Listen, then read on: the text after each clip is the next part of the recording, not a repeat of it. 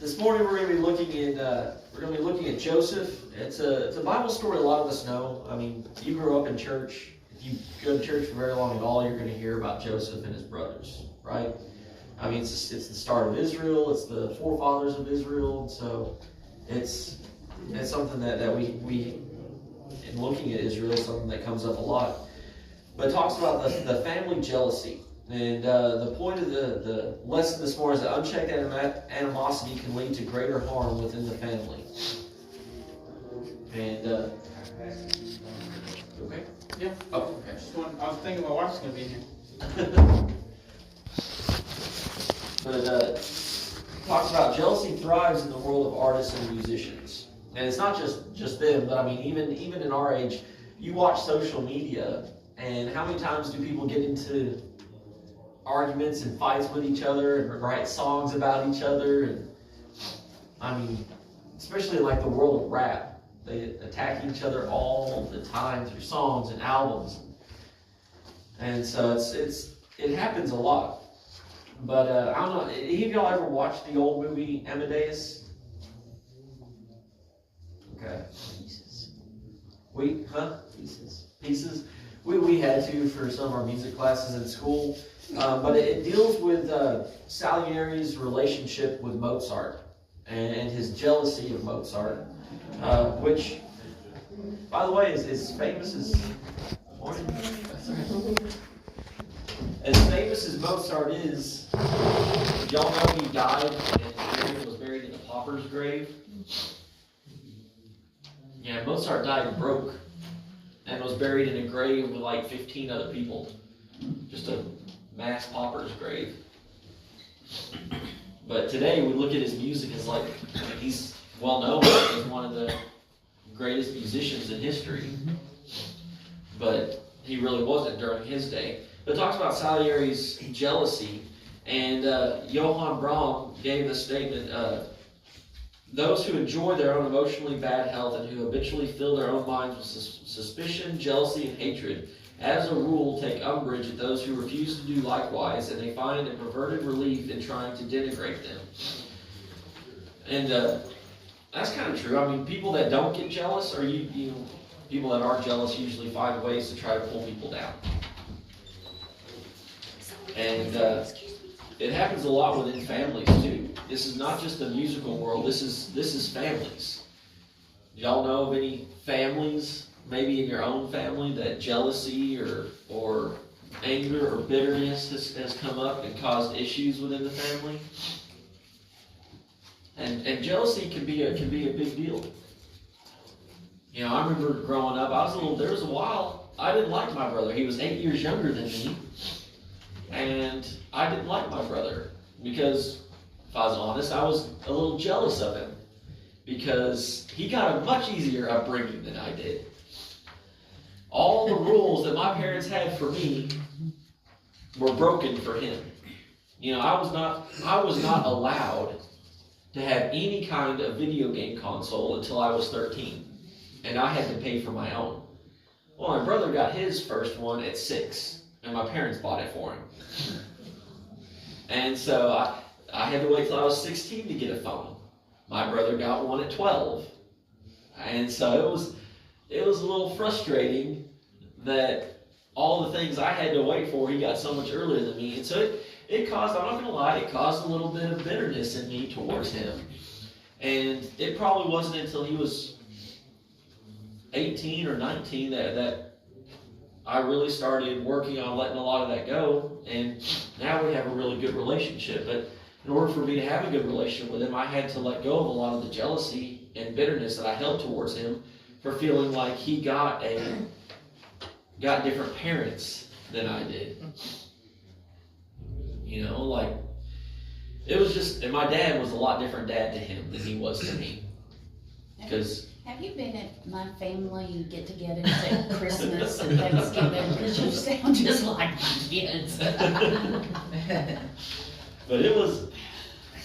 I didn't consider myself jealous, because a lot of times when we're feeling jealous, we don't consider ourselves jealous. We feel like we have a right to feel this way. It's not jealousy; it's justified.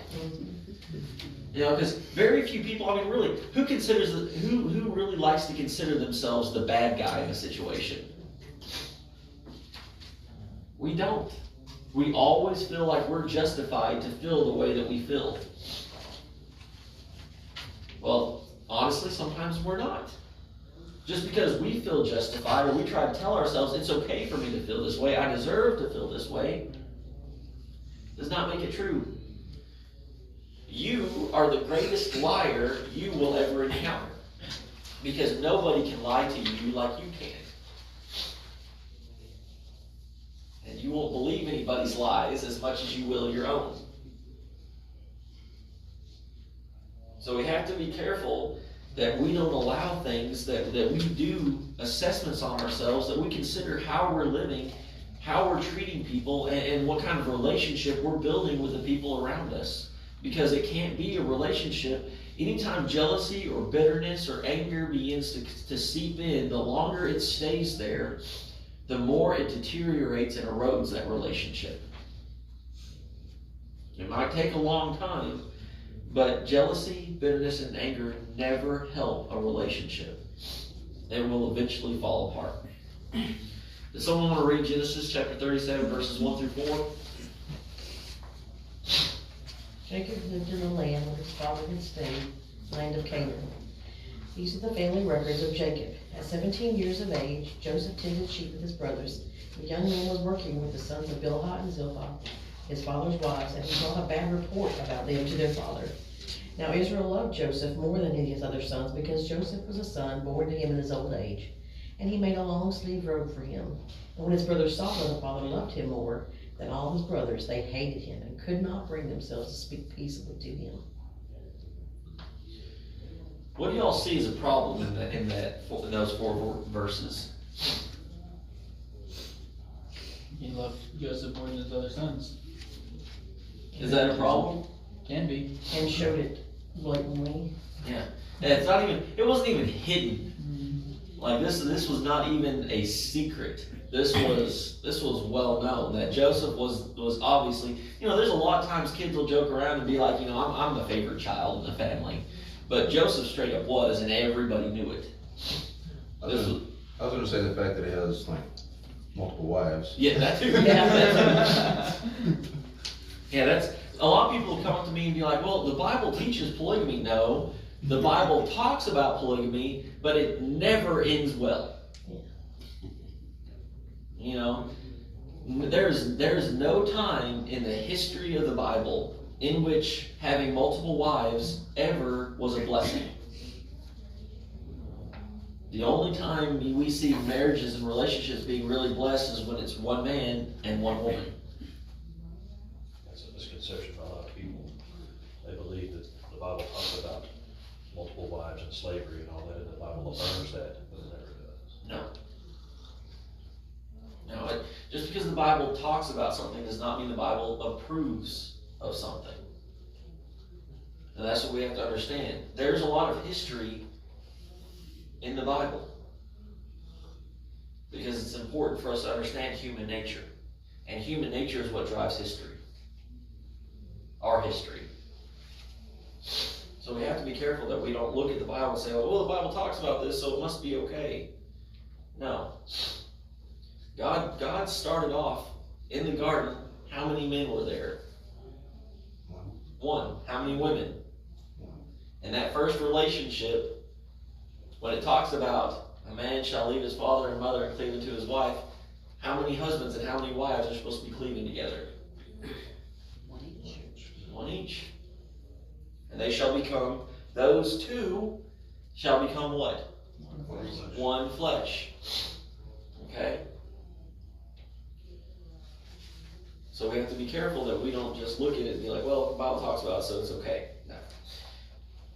So we have multiple wives, and we have kids with those multiple wives, and obvious favoritism being shown. And the crazy thing is that this, you ever growing up, your parents were not perfect, right? We see some of the mistakes our parents made as we grow up. Is there ever things in your parents' lives that you saw growing up that you're like, I am not going to be like that. I'm going to change. I'm not going to allow that to be me. And then all of a sudden when you get older, We do the same thing. yeah, you do the same thing. All of a sudden you look at yourself and you're like, wow, that's my dad right there. That's my dad.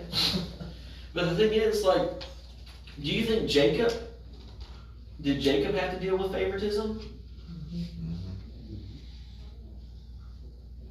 Because who was Jacob's dad?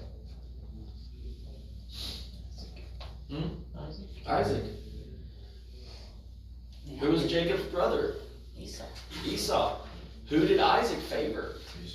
Esau. Esau was the favorite son. In order to get the blessing, what did Jacob have to do? Pretend to be Esau. He had to trick his dad.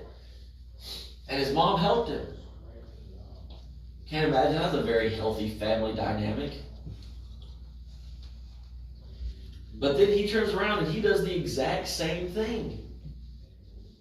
He was not the favored son. He experienced the pain of favoritism, and yet he turns around and does the same thing. We have to be careful that we don't allow things to continue in our life. We don't allow generational curses to keep going through us. And the only way they're going to stop, they're not just naturally going to stop, because guess what? You've got some of your parents in you.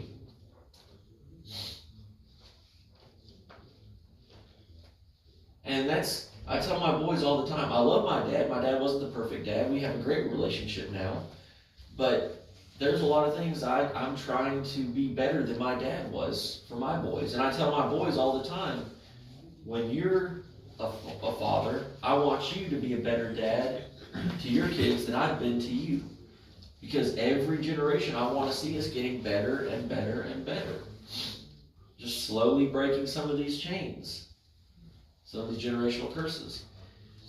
Jacob had a favorite wife too. He loved Rachel. Before he could marry Rachel, her father Laban tricked him into marrying her older sister Leah. With Leah, Jacob had 6 sons and 1 daughter. He had another 4 sons through Zilpah, Leah's slave.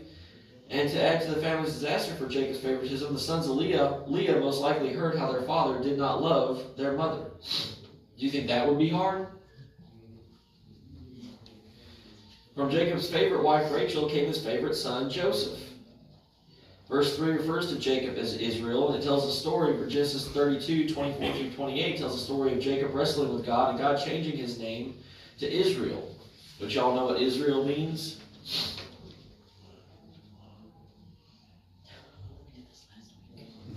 Something about God. God. God's with us, or No, it's that God saves. God saves us?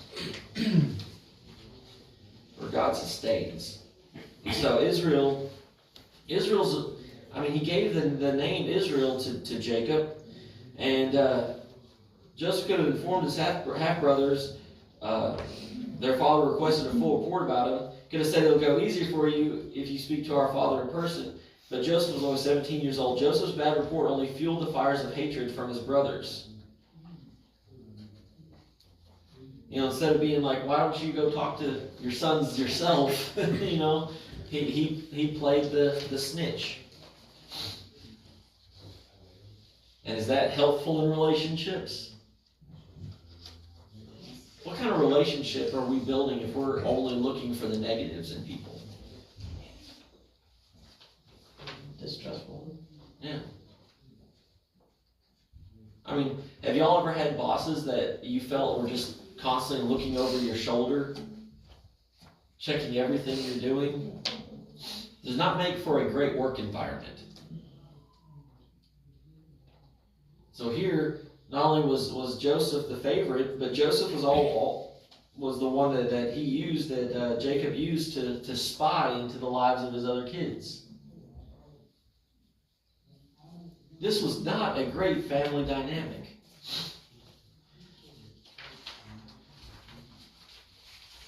When the sons realized their father loved Joseph more than all of them, they hated Joseph in response. Jacob proved to be a neglectful parent. His lack of leadership left their family's dysfunction to worsen. We must correct our children early in their lives and not tolerate bad attitudes. The parents mustn't stir up anger in their children. Ephesians 6:4. What do you think it means to stir up anger in children?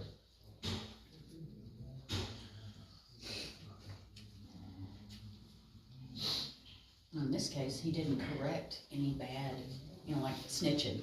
Okay. He could have put stayed or stopped to that pretty easy. But he never did, obviously. Okay. What else? Parents stirring up a child's anger, Yes.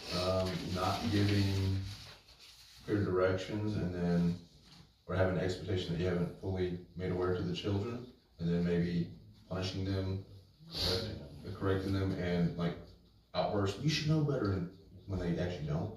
Okay. That'll cause anger in a child. Because that verse goes on and talks about do not stir up your children to anger, lest they lose heart. What can it cause? Don't provide situations that would encourage the anger. Okay. Criticism and ridicule are Yeah, bad for kids. Being overbearing on them, to the Okay. point where they feel like they can't do anything right. They don't do anything at all. Yeah, if a parent is constantly critiquing children, and this is something the parents have to be careful about, because it gets real easy sometimes to only see the negatives in kids. But if the parents are only pointing out the negatives, constantly picking out the negatives in their kids, how is that kid eventually going to grow up to feel about themselves? They're not good enough. Yeah. Just like I said earlier, it's like they can't do anything right. They're not going to be good at anything. And we have to be careful that the correction that we give, that we let the kids know the correction that we give is for their benefit. We're helping them, not trying to tear them down. And we have to be careful not to overcorrect or not to always correct. There should be some praise for our children. We should be able to, when our children succeed, we should be able to praise them for it and celebrate their successes.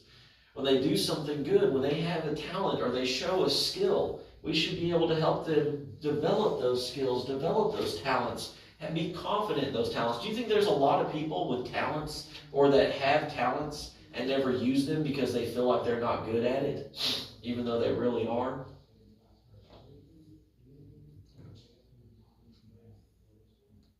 And it's because people like that were probably criticized so much they felt like,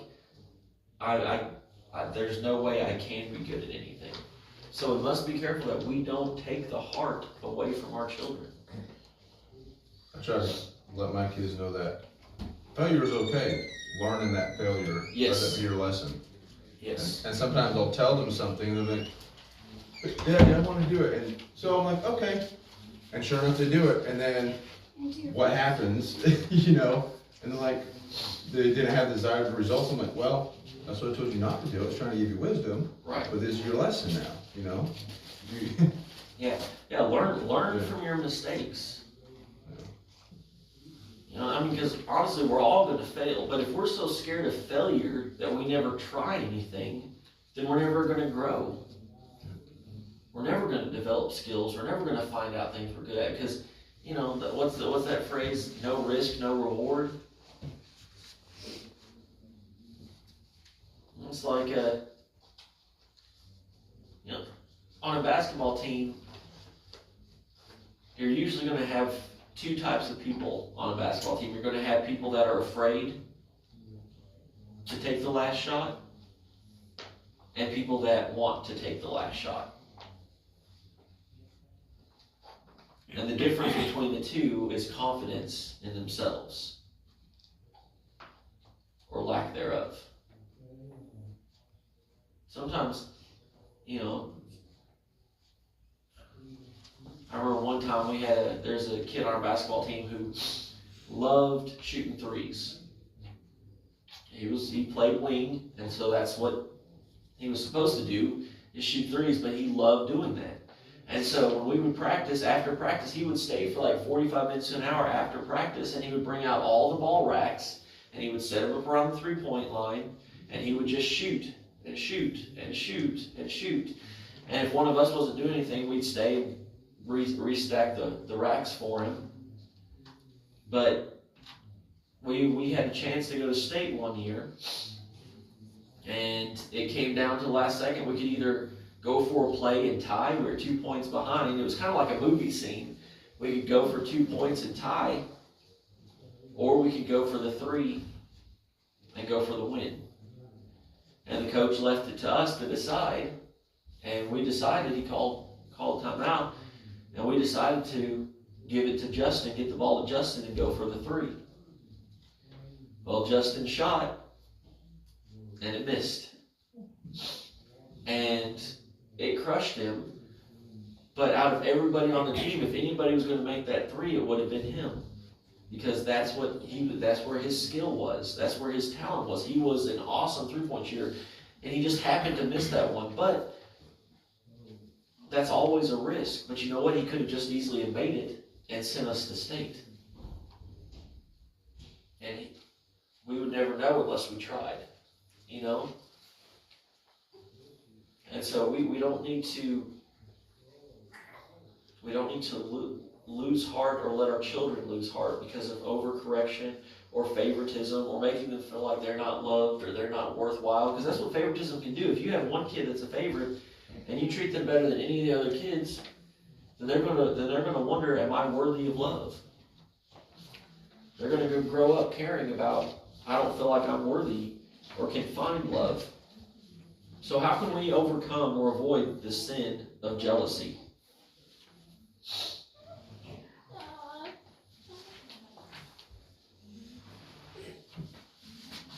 Pray about it, Pray about it. and then make the decision to not be. Okay. Yeah, treat everyone fairly. Now, what's one of the first steps in dealing with jealousy? Recognize it. You have to recognize it as jealousy.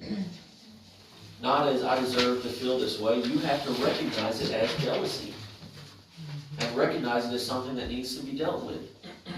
We all have things that we struggle with in life, right? I might not struggle with the same sins you do. You may not struggle with the same sins I do. We're different people, different personalities. We're all going to have different sins that we're, hate to use the word predisposed, but there's different sins that draw us more than others. We have to know where those areas in our life are. And if one of those areas is jealousy, if we can recognize, I can be a jealous person. Don't use that as a crutch. Don't use that as, well, that's just who I am. If you know I can be a jealous person, then deal with it. Work on it. See it as a negative, not as a positive. See it as something that can be fixed, not as something that, well, this is just who I am, I gotta live with it. Jacob's whole life was affected by favoritism. The pain of partiality had come full circle with the devastating loss of his favorite son, and the family would live under the cloud of a dirty secret for the next 20 years. So I want to read verses 18 through 24. They saw him in the distance, and before he had reached them, they plotted to kill him. They said one to another, "Oh look, here comes the dream expert. So now come on, let us kill him and throw him into one of the pits. We can say that a vicious animal ate him. Then we'll see what becomes of his dreams." When Reuben heard this, he tried to save him from them. He said, "Let's not take his life." Reuben also said to them, "Don't shed blood. Throw him into this pit in the wilderness, but don't lay a hand on him," intending to rescue him from them and return him to his father. When Joseph came to his brothers, they stripped off Joseph's robe, the long-sleeved robe that he had on. Then they took him and threw him into the pit, and the pit was empty without water. Okay. They called out, when he came, they called out, "Here comes that dream expert." Why do you think they called him that? After he told them about the dream, of them ending up bowing down to him. Okay. They were jealous of it. Yeah. They were jealous of what God was going to do through Joseph. Because it wasn't just that they when that happened, they decided, well, it's not just our father that favors him, but now God favors him. And so it fueled their jealousy. And here's the thing, when somebody's already jealous, if you're already jealous or bitter at somebody, what do you tend to start noticing the most in that person? That one thing you're jealous of? Huh? That one thing that you're jealous of? All of a sudden it's like you start noticing other things that make you jealous. When you're bitter at somebody, you start noticing the negatives in them more than the positives. When you're angry at somebody, you start noticing all the things that make you angry about them. Because all of a sudden that emotion, that feeling, it clouds your vision of them. It puts on glasses and distorts how you see them. Instead of seeing them as somebody that has good and bad, all of a sudden it's just the negative, just the bad. They didn't call him our brother. They didn't call him Joseph. They called him that dream expert, because that was all they saw when they looked at him was his dreams and that robe that he's wearing. And here's the thing. When Reuben tried to save him, he said, it says, intending to rescue him from them and return him to what? His father. Or they share the same father, right? But in Reuben's mind, whose father was Jacob? Joseph's. He didn't say to return him to their father. He said to return him to his father. The favoritism had gone so far to cause such a rift that apparently Reuben didn't even look at Jacob as his father anymore. Because there was no father-son relationship there. The bitterness in the brothers' hearts sprang to the surface as Joseph drew closer. Their hatred erupted into action. When Joseph came within arm's reach, they stripped him of his robes and threw him into the pit. They overpowered Joseph and knocked him down to size, so to speak. They quickly made their point. Who do you think you are? You're not so special after all. You're no better than us. What did they want to do to him originally?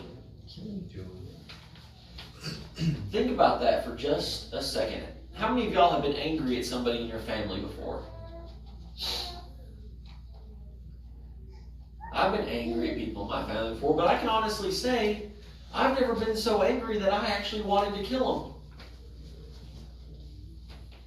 them. But this wasn't just one or two of his brothers that wanted to do this. It was all of them except for one. Can you imagine a family relationship getting so bad that like 90% of your brothers, 90% of your siblings would want to kill you, like literally kill you the next time they saw you? Would make plans on how to kill you? Any of y'all, huh? Do you think Joseph was a complete victim, like as, sometimes the people say like he was innocent and pure, and I just don't think so. No, I think he probably took that favored son to heart. I think he probably lorded it over his brothers. I think he was, when he told them about his dream. I mean, what was the whole point of that dream that he had? Talking about the sheaves in the field. I'm better than you, you're gonna worship me. Baby. Yeah, like he really went and told his brothers, hey, guess what dream I had? I had a dream where you all bow down to me.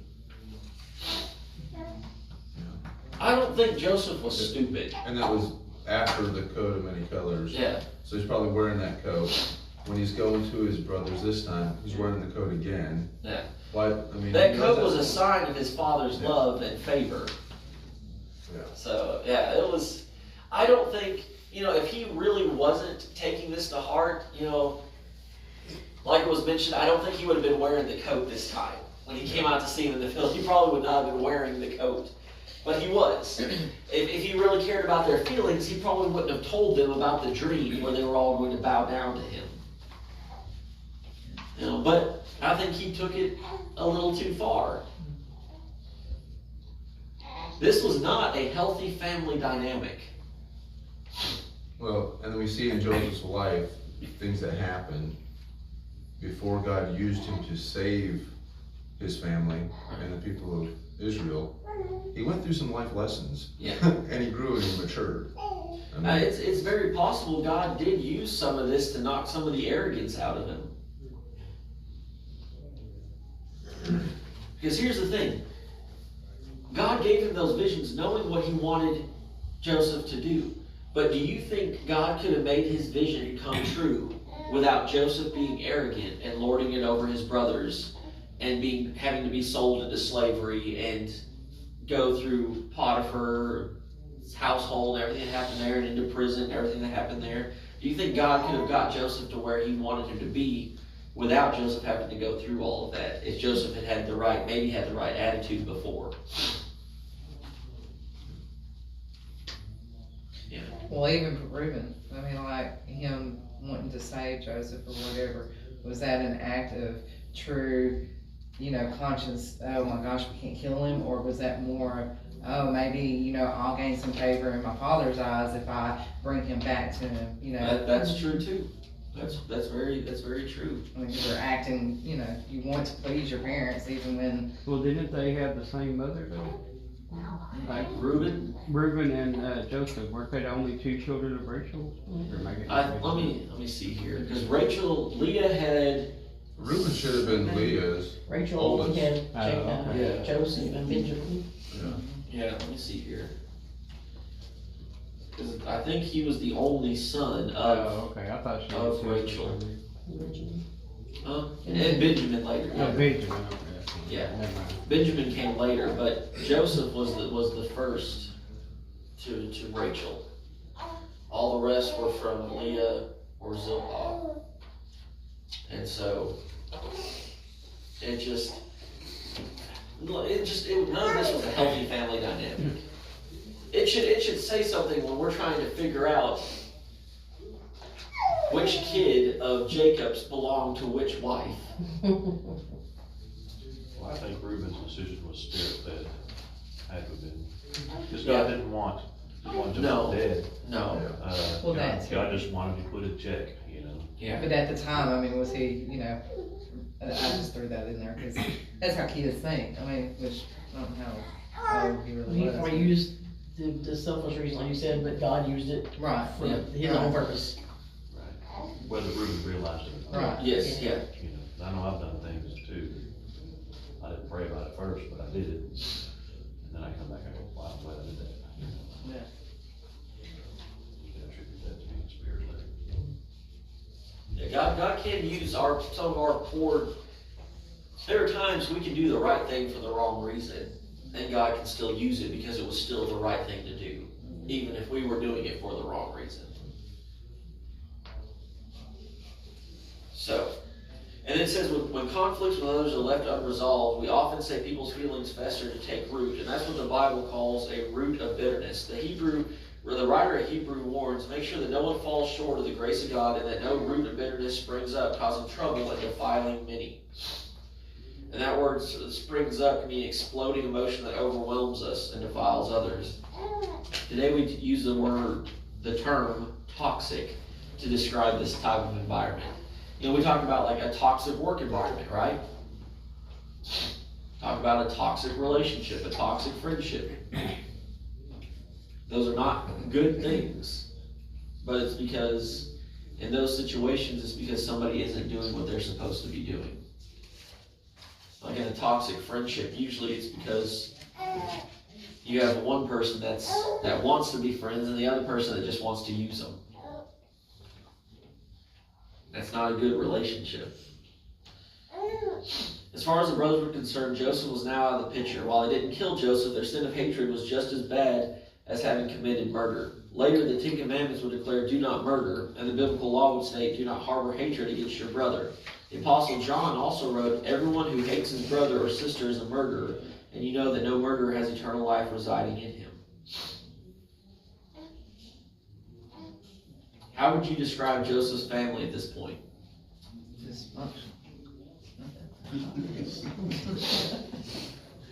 Beyond hope. And we can blame Joseph, we can blame the brothers, but who's at its core, who created this environment? Jacob. If Jacob had been the father he was supposed to be, would this be happening?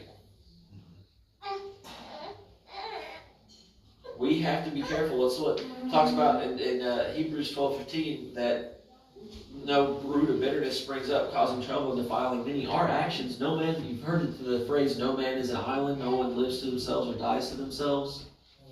Our lives affect other people. Our actions affect other people. Our attitudes affect other people.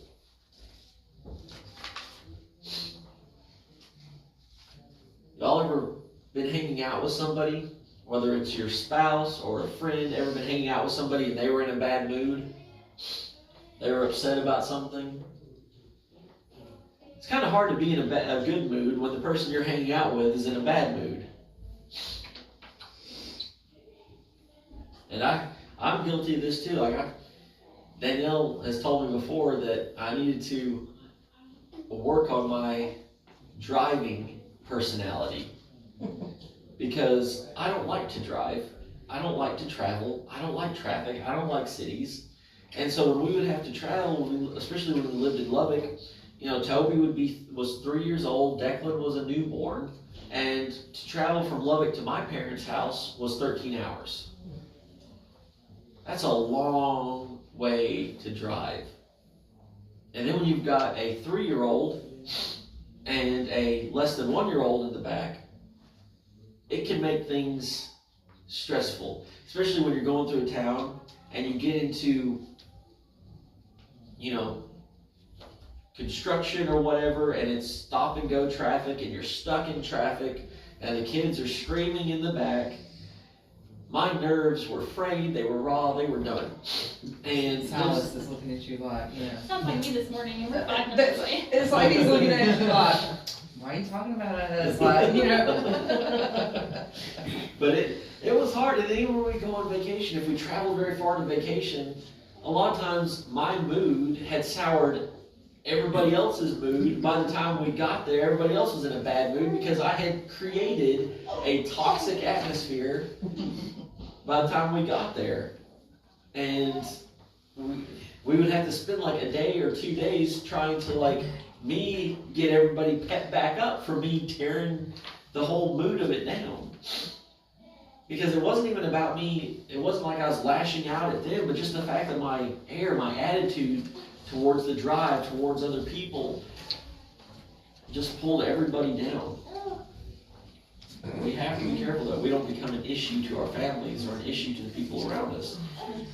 Someone will read verses 31 through 34. So, go ahead. So they took Joseph's robe, slaughtered a male goat, and dipped the robe in its blood. They sent the long-sleeved robe to their father and said, "We found this. Examine it. Is it your son's robe or not?" His father recognized it. "It is my son's robe," he said. "A vicious animal has devoured him." Joseph had been torn to pieces. Then Jacob tore his clothes, put sackcloth around his waist, and mourned for his son many days.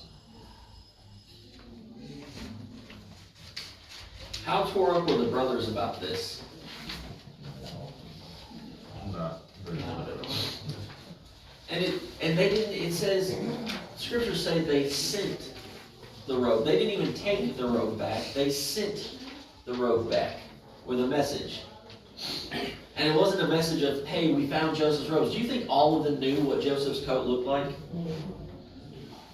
But what kind of message did they send back? Well, there it is. Yes, is this your son's robe or not? We just have to. Yeah.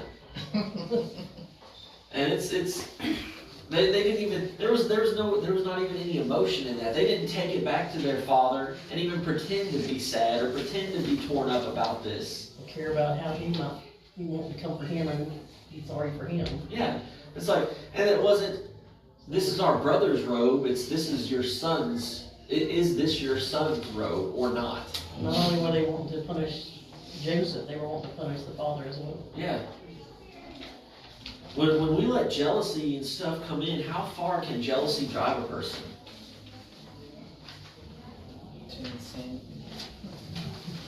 Do you think jealousy, huh? For some people, there's no limit. Yeah. Has jealousy, do we have real life stories of jealousy driving people to murder? Honestly.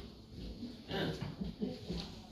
Yeah, watch the true crime shows. Yeah, it doesn't take long. You go look up some crime stories, and you'll find stories that at Just its turn the core, news on. yeah, it's all about jealousy, or anger, or bitterness. All these things can come into play. You know, and luckily they decided to sell him into slavery instead of killing him.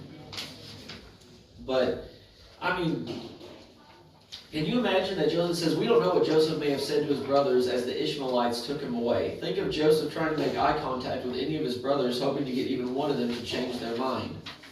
But Joseph faded from view as the caravan resumed their journey to Egypt. He was gone. Life as he knew it was forever changed, and everything the brothers would do from then on would become part of their cover-up against Joseph and their father.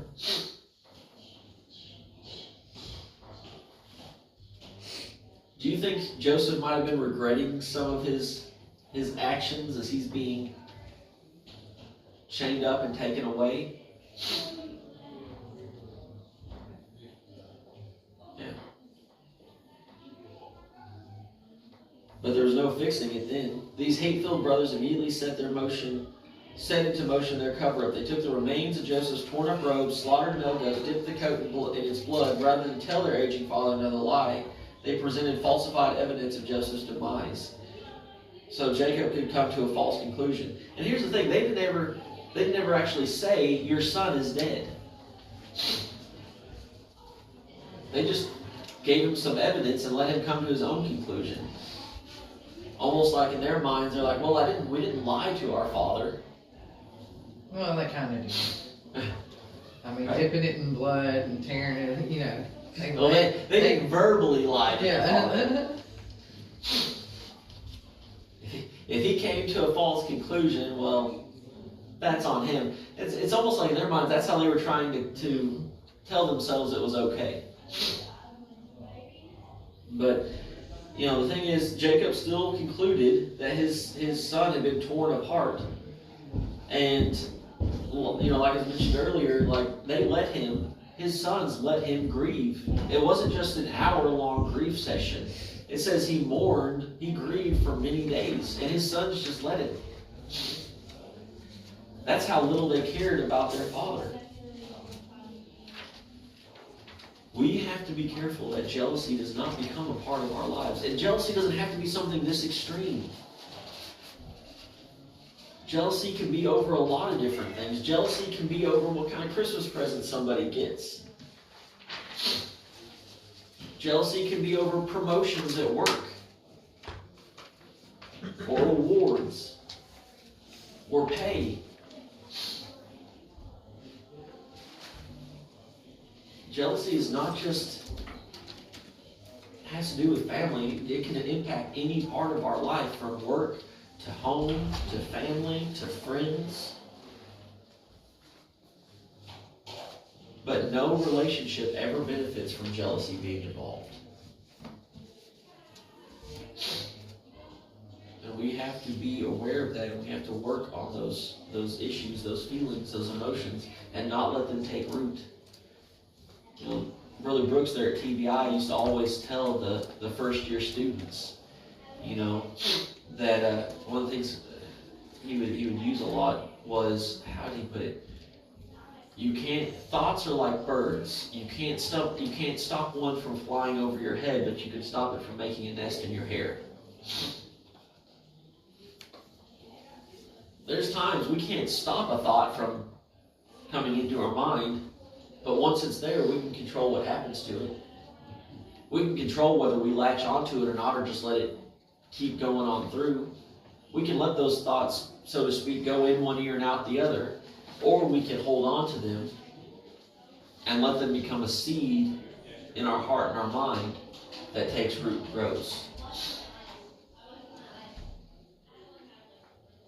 Be aware of your heart. Be aware of what's growing in your heart and in your mind.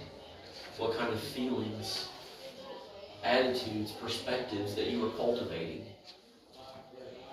Because it's easier, if you ever garden much, it's easier to get a weed when it first comes through the soil. It's easier to tear it out by its root then than it is to wait till it's grown up a bit.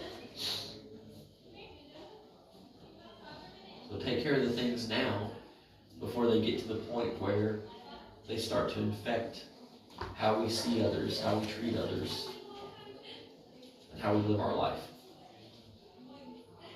Thank y'all for coming out. I appreciate it. Next week, Clyde should be back. He's with family today. So they went down there, spent some time with family, and I think taking some family portraits today. So just be in prayer for their safe travel back. They should be back next Sunday with y'all. And let's go ahead and have a word of prayer. Heavenly Father, thank you for this day and blessings, dear Lord. Thank you for all those that came out today. Bless their lives for it, dear Lord. Bless them for the time they're giving to you.